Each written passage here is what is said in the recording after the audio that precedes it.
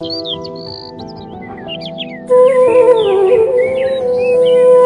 খিদে লেগেছে। মহির চাচার দোকানে গিয়ে কাজ করে কটা ভাত খেয়ে নেই। কিরে, তুই আজ এত দেরি করে কাজে এলি কেন?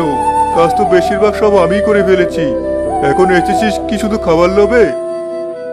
আসলে চাচা, আজ ঘুম থেকে উঠতে আমার একটু দেরি হয়ে গেছে।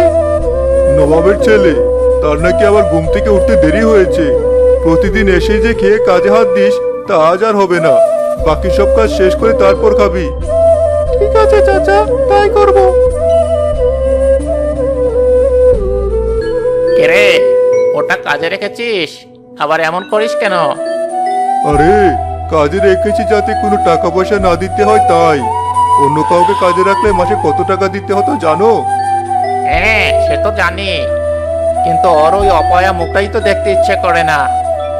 ছাড়ো ওসব, তুমি চা রুটি খাও। কি কপাল, একবেলা খাবার পেয়ে এত কাজ করি, আজ একটু ভুলের জন্য সেটুকুও পেলাম না। পরের চাচার বাড়িতেও আর যেতে পারি না। চাচির কথা খুব মনে পড়ে, কিন্তু আমি এতিম বলে আমাকে কেউ একটু ঠাঁই দেয় না। আচ্ছা, পৃথিবীর সব এতিমেরই কি আমার মতোই অবস্থা? এই, হাত চালিয়ে কাজ কর দেখি।